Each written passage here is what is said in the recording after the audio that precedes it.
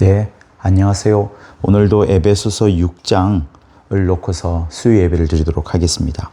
6장 11절을 보도록 할게요. 마귀의 괴계를 능히 대적하기 위하여 하나님의 전신갑주를 입어라. 하나님의 전신갑주는 한마디로 말하면 하나님의 말씀, 곧 진리의 말씀을 말하는 것입니다. 진리의 말씀이라는 것은 그냥 성경을 공부하는 것을 말하는 것이 아니라 내 앞에 맞닥뜨리는 모든 문제들을 성경으로 다시금 살펴보고 어떤 선택을 해야 되거나 또 어떤 회개를 해야 되거나 변화를 가져와야 할 때에 가장 그 기준이 되는 것이 말씀이어야만 하나님의 전신갑주가 된다는 것을 말합니다. 그리고 그 하나님의 전신갑주를 갖고서 모든 우리 인생에 일어나는 모든 문제들을 살펴보아야 합니다. 저는 칠판에 이 내용을 쓰고 싶습니다. 우리는 육의 생애를 살고 있습니다. 육의 생애를 살고 있지만 많은 사람들이 이것만 봅니다. 그러나 육의 생애를 보이는 것은 우리 눈에 있는 것입니다. 그러나 실상은 뭐냐? 영의 싸움이 있습니다. 이것이 중요합니다.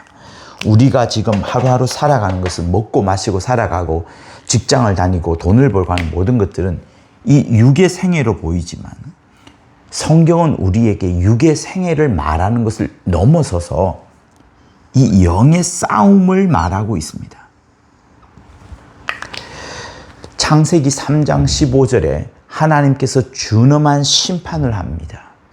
뱀의 후손과 여자의 후손이 싸울 것이다 를 넘어서서 싸워라라고 말씀을 합니다. 선악과를 먹도록 뱀이 유혹을 했습니다. 그 뱀의 유혹에 넘어가서 여자가 선악과를 먹게 되었습니다.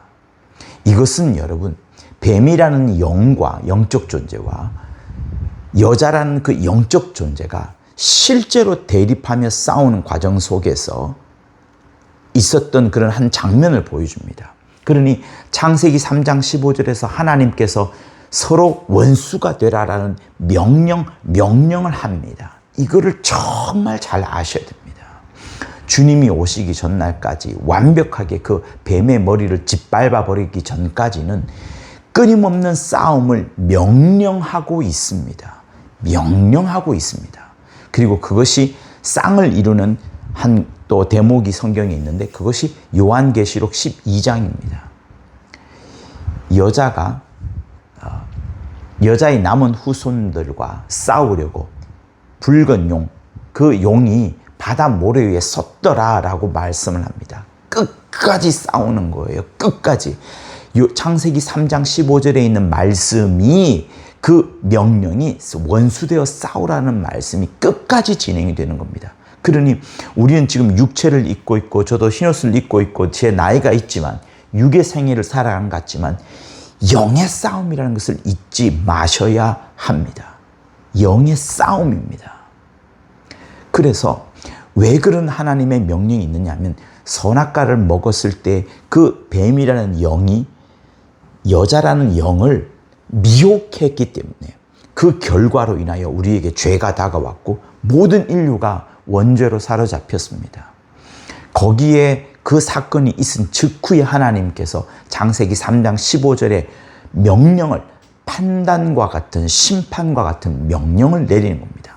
그러므로 우리가 육의 생애를 살아가면서도 영의 싸움이 있다는 것을 절대로 잊지 마십시오. 이 영의 싸움이 있으면서 우리는 무엇을 발견하게 됩니까? 무엇을 발견하게 되죠? 귀신이 있다는 것을 주 예수로부터 배웠습니다. 주님이 이 땅에 오셨을 때 얼마나 많은 귀신들이 분리가 되었고 귀신이 드러났고 쫓아내었습니까? 그리고 우리는 미혹의 영도 알고 있습니다. 당연히 마귀도 알고요. 마귀와 사단의 구별도 알고 있고요. 그죠? 미혹의 영도 알고 있습니다. 저는 지금 몇 주간 미혹의 영과 조금 다른 미혹해하는 영이 있다는 것을 말씀드렸습니다. 미혹해하는 영. 미혹의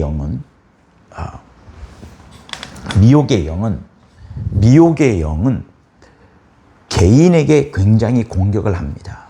하나님께서 사울에게 여호와의 신을 보내셨을 때 그 사울의 신이 떠나가고 여호와의 악신이 들어오면서 번민케 하고 마침내 사울이 굉장히 저주받은 결과를 가져오는 것을 여러분 아실 겁니다. 하나님께서 주의 종과 같은 훌륭한 리더들, 하나님의 후사로 구원함을 얻은 그들에게 천사를 보내주는데 그들이 주인의 합당치 못한 일을 행하는 것을 계속 보면서 마음이 그들도 상하겠죠. 마침내 하나님의 결정이셨어서 그 천사가 가변되어 버릴 때 미혹의 영이 되어 버립니다. 이 미혹의 영은 과거에는 천사였지만 그때로부터는 미혹의 영이 되어서 계속 주인을 따라다니면서 오히려 이제 주인을 미혹해 하는 일을 하게 합니다. 매우 개인적인 거라고 할 수 있습니다.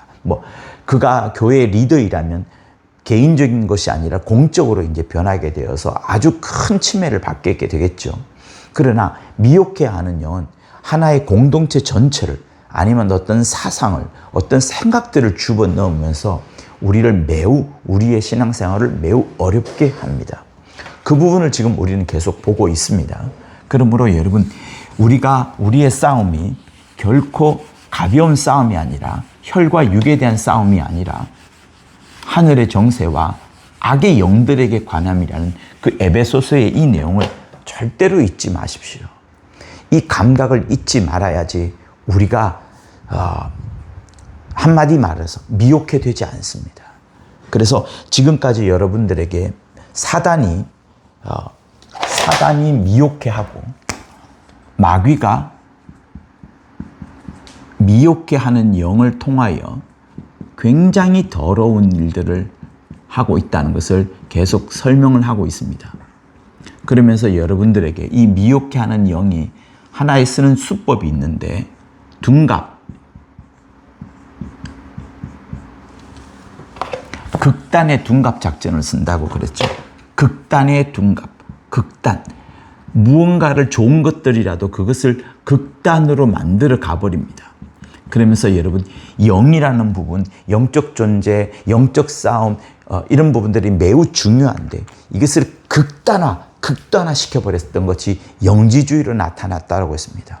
영지주의에서 이제 우리가 조금 더 후퇴해야 되잖아요. 후퇴하는데 또 마귀는 그 후퇴를 할 때 영주의에서 정반대인 유물론으로 몰아가 버렸던 것들을 우리 역사 속에 있습니다.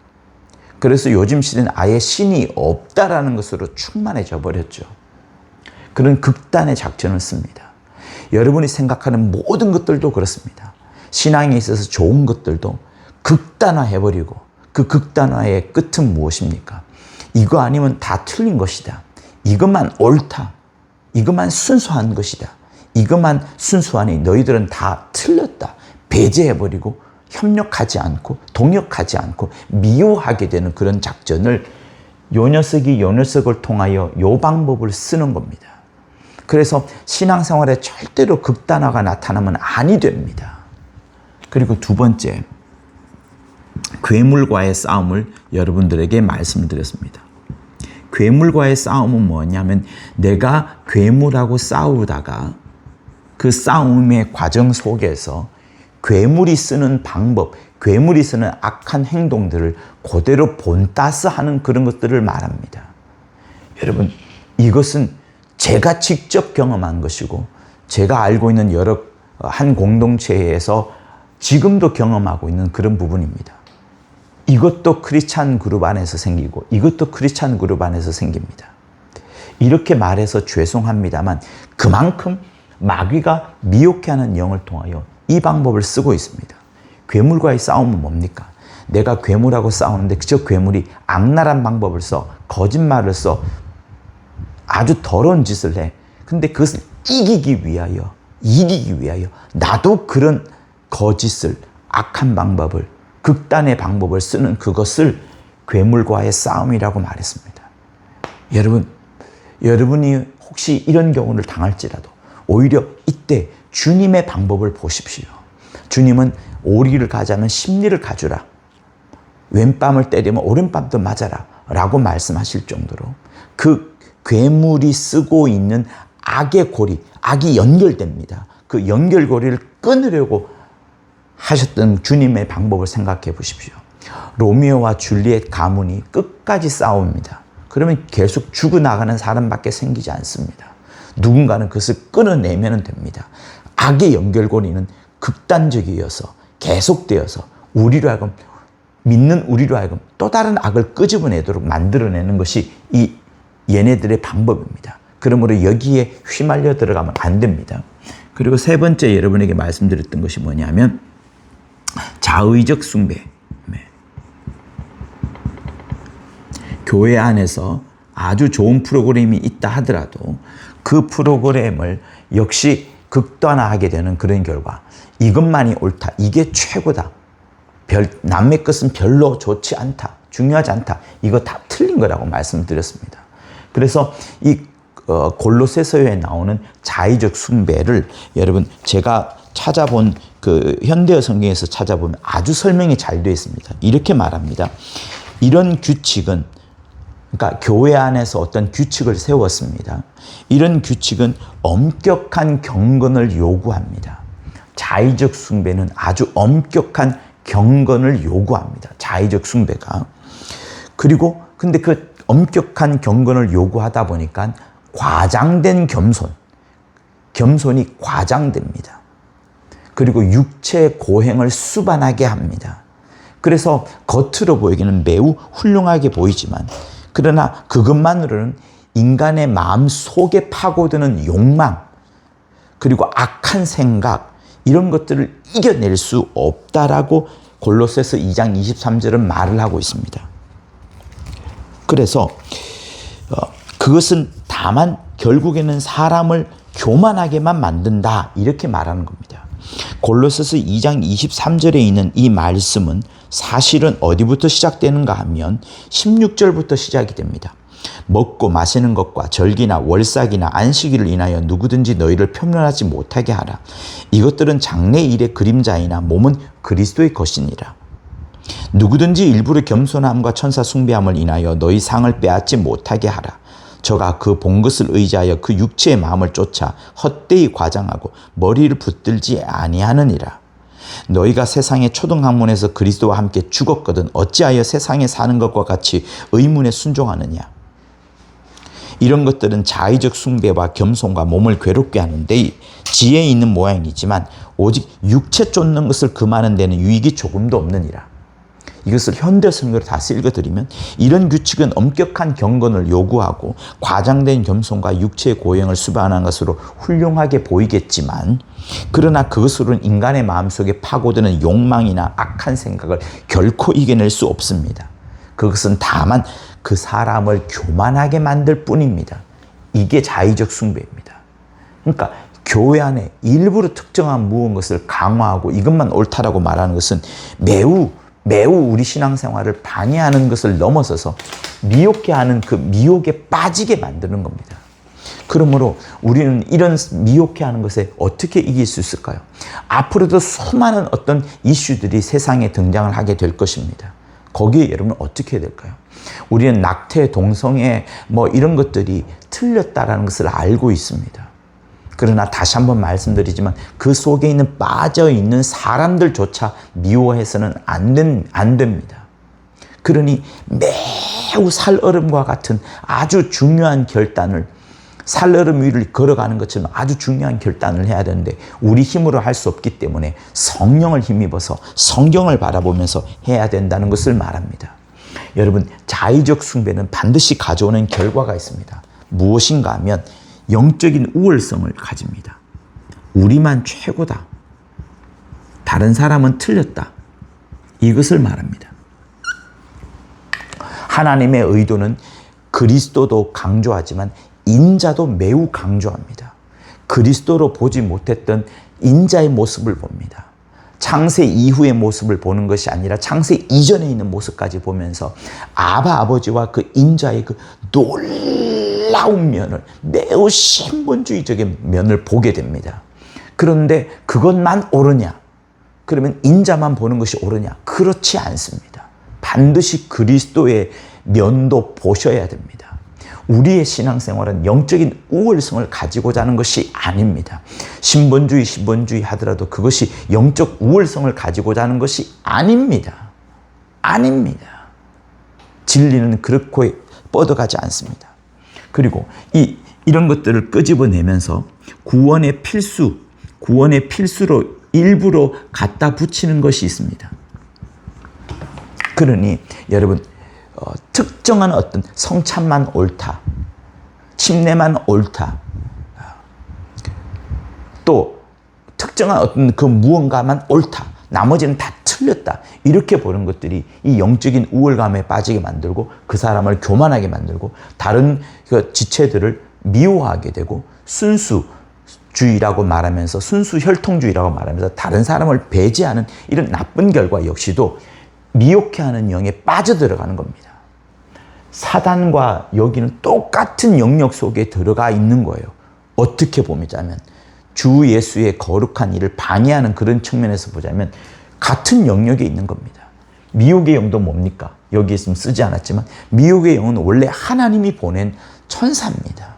그러나 결국 그들이 하는 결과는 마귀를 즐겁게 하는 일에 빠져들게 만드는 겁니다.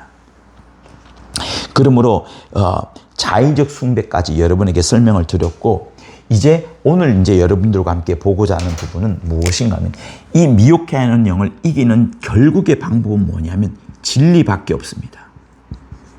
진리라는 것은 말도 있고요.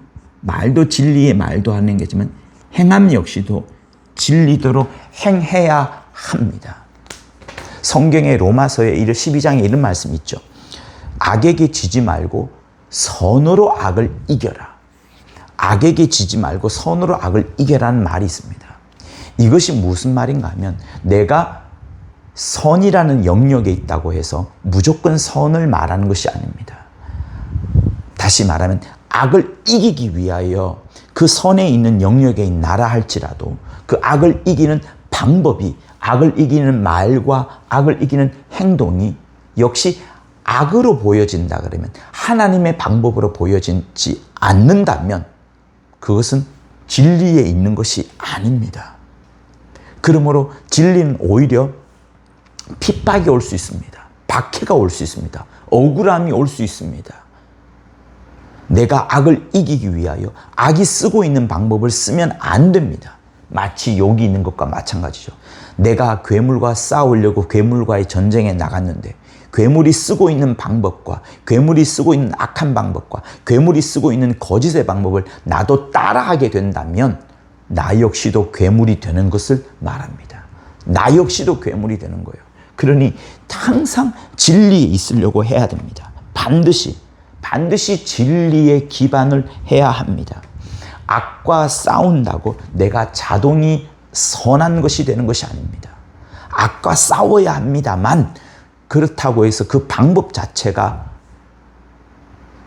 즉시로 내가 선이 되느냐? 그렇지 않습니다. 주님이 하셨던 방법을 생각해 보십시오. 시작할 때 오리를 가자면 십리를 가지고 왼뺨을 떼면 오른뺨을 대라고 말씀드렸던 것처럼 주님의 방법을 늘 생각하십시오. 주님이 하셨던 그 방법을 늘 생각하셔야 됩니다. 그러므로 우리 신앙생활은 내가 특정한 교리를 알고 있다, 신본주의적 어떤 내용을 알고 있다가 중요한 것이 아니라 항상 예수를 생각하는 겁니다. 예수님이 하셨던 모든 것들을 생각하는 겁니다. 그러므로 사복음서에 나와 있는 주님의 모습과 주님의 성품과 주님의 행사를 잘 알지 못하면서 어떤 신본주의적인 콘텐츠를 갖고 있고 알고 있다고 해서 그가 신앙생활을 잘하느냐? 그렇지 않습니다. 결코 그는 이 진리대로 행할 수 없습니다.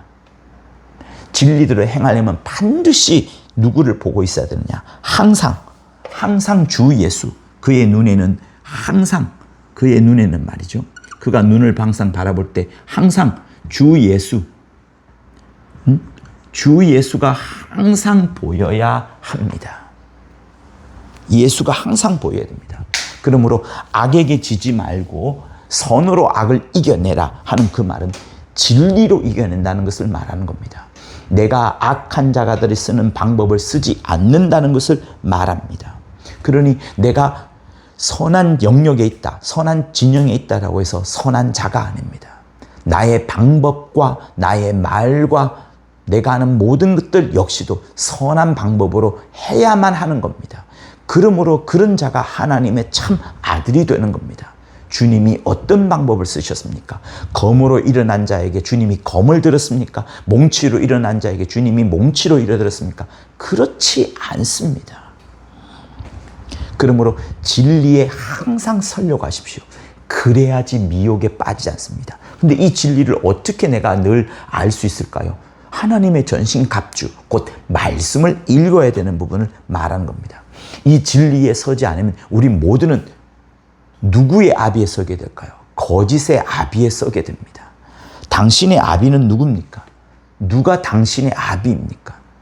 행하는 것이나 말에 있어서도 정말 하나님 아버지께서 당신의 아비입니까? 아니면 거짓말쟁이, 거짓의 아비인 그 마귀가 여러분의 아비입니까?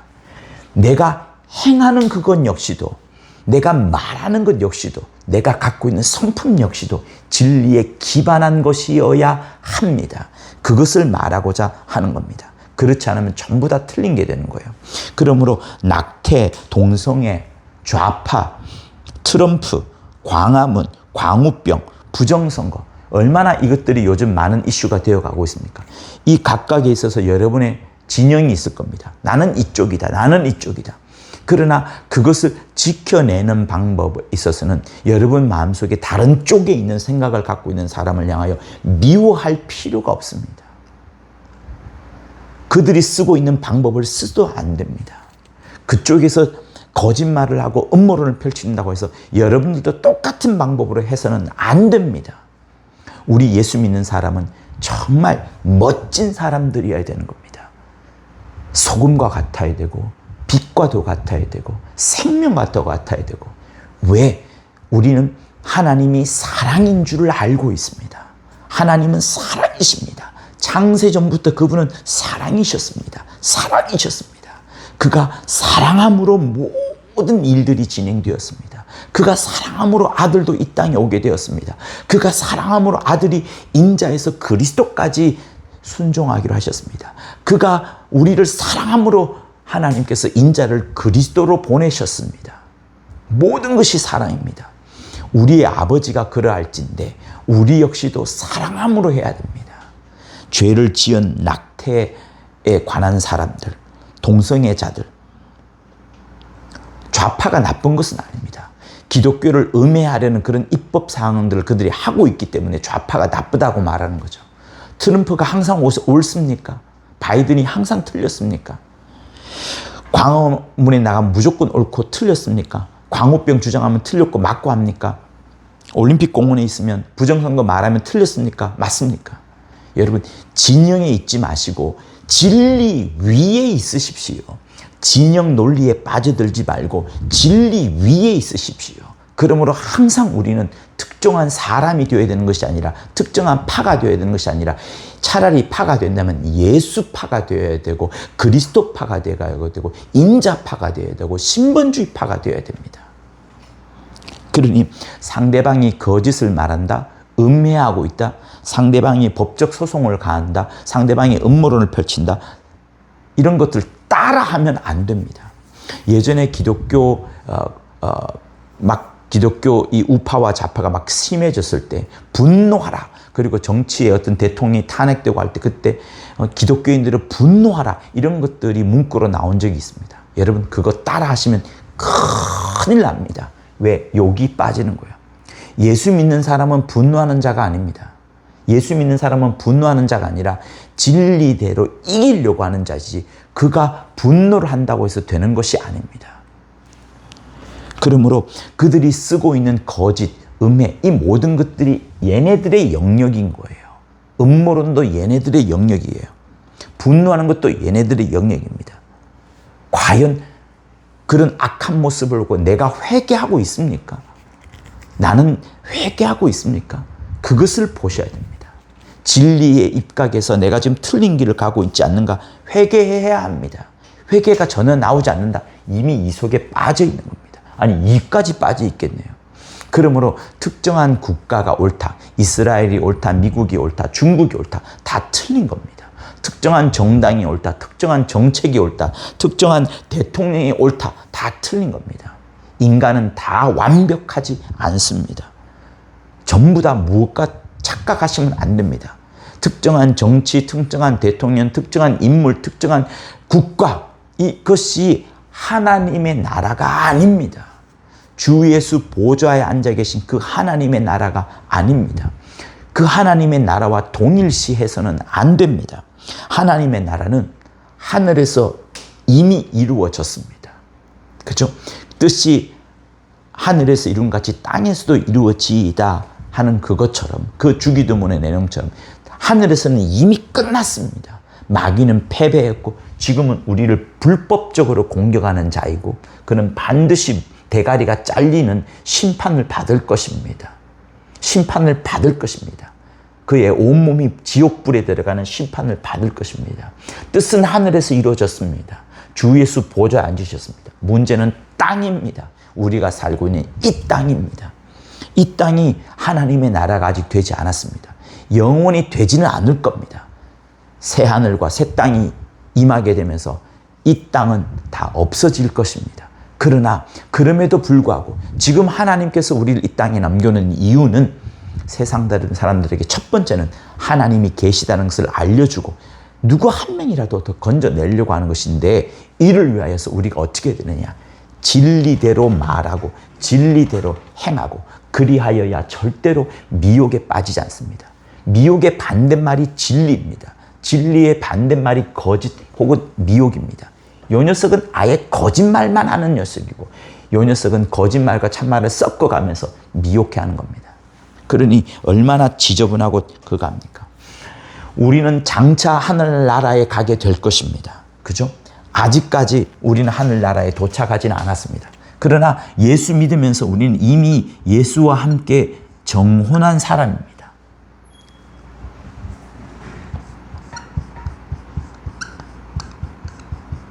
아직과 벌써 이미. 그죠? 우리는 예수를 믿음으로써 곧 그 믿음에 순종하는 침례를 함으로써 벌써 이미 하나님의 자녀가 되었습니다. 신부가 되었습니다. 그러나 아직 저 하늘나라에 어린 양의 혼인잔치가 남아 있으므로 정혼은 했지만 결혼은 아직 안 했습니다. 이 땅에 남아있는 이 땅에 남아있는 우리는 예수와 정혼하였습니다. 침례를 받음으로, 믿음의 침례를 받음으로 정혼하였습니다만 예수와 아직 결혼하지 않았습니다. 예수의 피 뿌린 옷을 입고 결혼을 하지 않은 이 사이가 지금 우리가 살고 있는 간격 혹은 긴장, 그런 상태입니다. 이때입니다. 그러니 하나님의 나라는 이미 이루어졌지만 아직 완벽하게 이루어지지 않은 이때를 지금 우리가 살아가고 있습니다. 이때 우리가 살아가면서 하나님은 우리에게 진리를 주시려고 하는데 마귀는 계속해서 미혹해하는 영을 보내어서 우리를 속이고 있습니다. 그 첫 번째 방법이 극단으로 몰아갑니다. 내가 좋게 생각했던 것들도 극단으로 몰아갑니다. 하나님의 의도가 좋습니까? 그것 역시도 극단으로 몰아가게 되면 아주 이상한 결과를 가져오게 됩니다. 이런 결말이에요. 영적 우월성, 그리고 이거밖에 없다라는 그런 이상한 논리에 빠져듭니다. 괴물과의 싸움을 하다가 내가 괴물이 되어버립니다. 자의적 숭배에 빠져서 엉뚱한 결과로 사람이 만들어낸 그 제도 속으로 빠져들게 만듭니다. 그러니 내가 지금 진리의 영역에 있느냐 없느냐를 늘 살펴보십시오. 늘 살펴보셔야 합니다. 늘 살펴보셔야 합니다. 하나님의 나라는 아직 이루어지지 않았습니다. 하늘은 이루어졌지만 이 땅은 아직 이루어지지 않았습니다. 그러므로 여러분 눈앞에 보여지는 모든 것들을 놓고서 정말 진리대로 판단하십시오. 여러분이 학생이라면 공부 열심히 하십시오. 핸드폰 끊으시고요. 오락 끊으시고요. 쓸데없는 것들 끊으시고요. 공부에 집중하십시오. 힘이 넘쳐난다 그러면 운동하십시오. 달리기 하십시오. 푸시업 하십시오. 음식 조절하십시오. 쓸데없는 세상에 빠져들어서 시간 낭비하지 마십시오. 여러분이 정치인이라면 진리의 입각에서 세상을 잘 만들어 가십시오. 아름다운 국가를 만들어내십시오. 여러분이 회사 사장님이라면 직원들을 매우 사랑하고 그들에게 줘야 될 것을 주고 갑질하지 마시고 그렇게 하십시오. 성경대로 하십시오. 진리대로 하십시오. 그 모든 것들이 아름다운 겁니다. 그러므로 아름다운 나라, 아름다운 기업, 아름다운 가정, 예쁜 결혼식, 예쁜 사랑 이런 거 하십시오.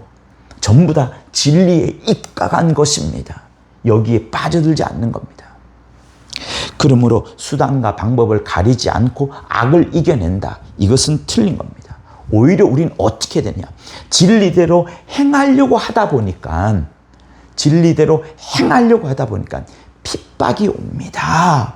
억울함이 옵니다. 그래서 뭐라고 말합니까? 히브리서에도 예수님의 모습을 우리가 잘 기억하고 있지 않습니까? 예수님께서도 고난을 받으셨다는 것. 오히려 그가 고난을 받으시면서 순종을 배웠다라고 하지 않습니까?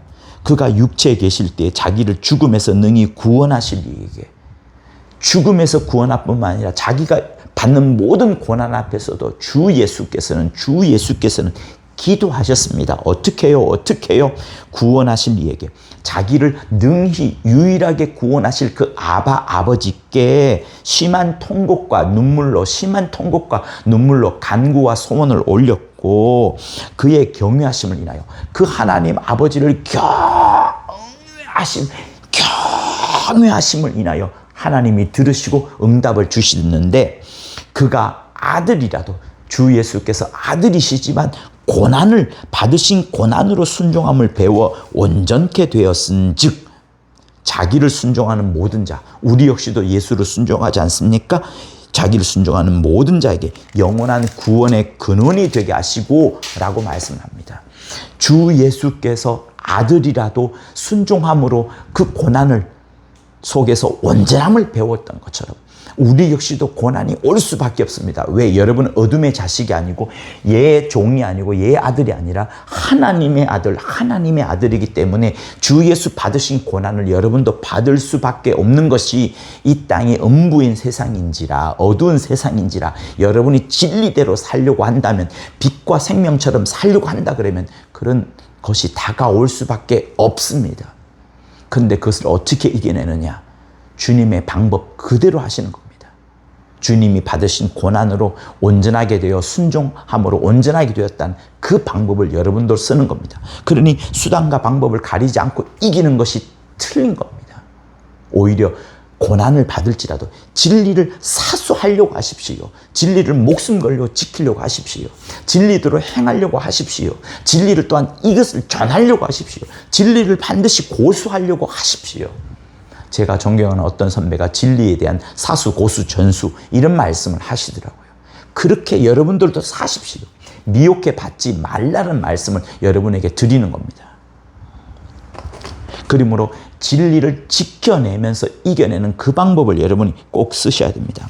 그러므로 마태복음 5장 38절에서 44절에 이 말씀이 있습니다. 또 눈은 눈으로 이는 이로 갚으라 하였다는 것을 너희가 들었으나 과거의 율법 때는 그랬었죠. 이는 이로 눈은 눈으로 갚으라. 나는 너희에게 이르노니 주 예수께서 여러분에게 하시는 말씀입니다. 예수께서 악한 자를 대적하지 마라. 악한 자를 대적하지 마라. 누구나 내 오른뺨을 치거든 누구나 네 오른뺨을 치거든 왼편도 돌려대라. 내가 너희에게 이르노니 예수님이 하시는 말씀입니다. 너희 원수를 사랑하며 너희 박해하는 자를 위하여 기도하라. 여러분 원수를 사랑하라는 말씀까지 주님이 하십니다. 박해하는 자를 기도하라는 말씀까지 합니다. 박해하는 자를 기도하라. 원수를 사랑하라. 이런 말씀까지 주님이 하셨습니다. 세상 천지에 어떤 종교 교주가 이런 말씀을 합니까? 그가 하나님의 아들이기 때문에 이 말씀이 가능한 겁니다. 아들이기 때문에 모든 것을 내주어도 다 아버지께로 돌아가는 것을 아시는 주 예수께서는 다 내어주어도 되기 때문에 자기의 가장 소중한 생명을 우리에게 주신 겁니다. 그러니 여러분 왼편 뺨 오리 못 갑니까? 갈 수 있어야 됩니다. 왜? 그것이 요 진리, 이 진리이기 때문에, 그것이 미혹해 하는 영을 이기는 방법, 유일한 방법이기 때문에 그렇습니다. 그러니 내 삶에서 진리가 행하여지지 않는 모습이라면 여러분, 우리는 이미 크리스찬이 아닐 수 있어요. 어떻게 예수 믿는 사람이 사랑해도 모자를 판에 자기의 이 영적 우월성을 드러내기 위하여 순수라는 미명하에서 남을 배척시키고 남을 나가라 하고 남을 미워하게 하고 남을 못 오게 하는 그게 맞습니까? 그것을 위해서 막 소리 지르고 사람을 동원하는 게 맞습니까? 여러분, 틀린 겁니다. 주 예수 보여준 모습을 생각하십시오. 그게 정답입니다. 자, 마태복음 5장이 또 그러고요. 베드로 역시도 그의 베드로전서 2장에서 주 예수를 쫓을 것을 말합니다. 주 예수의 자취를 쫓아라. 주 예수의 발자취를 쫓아라고 하면서 이 말씀을 합니다. 이를 위하여 너희가 부르심을 받았으니 그리스도도 너희를 위하여 고난을 받으사 너희에게 본을 끼쳐 그 자취를 따라오게 하려 하셨느니라. 우리를 부르신 것, 요한계시록에 보면 우리를 부르고 우리를 빼내고 우리를 택하시고 우리를 세우시고 하신 그 목적이 있는데, 우리가 예수 믿게 되어서 성도된 그걸 말한 겁니다. 그 성도된 것이 무엇이냐 하면, 베드로에 의하면 그리스도도 너희를 위하여 고난을 받은데 너희에게 본을 끼쳐서 너희들도 주 예수의 자취를 따라오게 하려 하셨느니라. 저는 개척을 하고 나서 예수의 형상을 담는다는 그것을 매우 사랑하게 되었습니다. 하나님께서 합력하여 선을 이룬다 할 때 그 선은 아들의 형상을 누구든지 다 본받게 하는 그것이었습니다. 선이 아들의 형상을 본받는 겁니다. 그러므로 우리가 주 예수의 자취를 따라가야 합니다. 주 예수의 발자취를 우리도 걸어가야 됩니다. 근데 어떻게 하시냐? 그는 욕을 당하시되 맞대어 욕하지 아니하시고, 욕을 얻어먹었지만 맞대어 욕하지 아니하셨습니다. 고난을 당하시되 위협하지 아니하셨습니다. 고난을 당하되 그 상대방을 위협하지 않으셨습니다. 주 예수께서 오직 공의로 심판하는 이에게 부탁하시며, 그래서 여러분, 그 아까 우리가 악으로 악을 이기지 말고 선으로 악을 이겨라라는 말씀이 나오는 그 로마서 12장을 보시면, 제가 전체를 읽어드리면 이렇습니다. 너희를 핍박하는 자를 축복하라. 축복하고 저주하지 말라. 즐거워하는 자들로 함께 즐거워하고 우는 자들로 함께 울라. 서로 마음을 같이하여 높은 데 마음을 두지 말고 도리어 낮은 데 처하며 스스로 지혜 있는 채 말라. 아무에게도 악을 악으로 갚지 말고 모든 사람에게 선한 일을 도모하라. 할 수 있거든 너희로서는 모든 사람으로서 더불어 평화하라. 내 사랑하는 자들아, 너희가 친히 원수를 갚지 말고 진노하심에 맡기라. 기록하였으되 원수 갚는 것이 내게 있으니 내가 갚으리라 주께서 말씀하시니라. 내 원수가 줄이거든 먹이고 목마르거든 마시우라. 그리함으로 내가 숯불을 그 머리에 쌓아놓으라. 악에게 지지 말고 선으로 악을 이겨라. 자, 데살로니가 전서 5장 15절도 말씀을 합니다. 삼가 누가 누구에게든지 악으로 악을 갚지 말게 하고 서로 대하든지 모든 사람을 대하든지 항상 선을 따르라. 여러분, 정치 열심히 하십시오. 정치 활동하십시오. 공부도 하십시오. 돈도 버십시오. 그러나 선한 방법, 곧 진리의 방법대로 하십시오. 찌그러져 있지 마십시오. 우울에 빠져 있지 마십시오. 집안에만 있지 마십시오. 핸드폰만 보지 마십시오. 드라마만 보지 마십시오. 몸을 움직이십시오. 머리를 움직이십시오. 특별히 우리의 싸움이 영의 싸움이라는 것을 알고 영적인 싸움으로 이겨내십시오.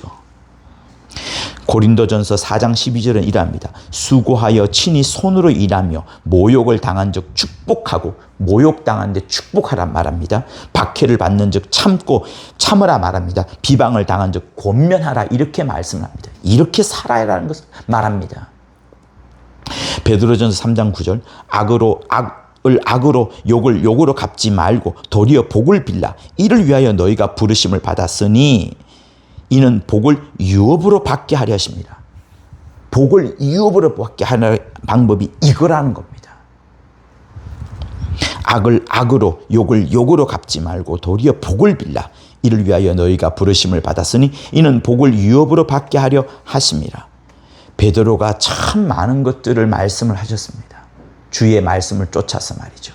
그러므로 미혹해 하는 영이 계속 미혹합니다.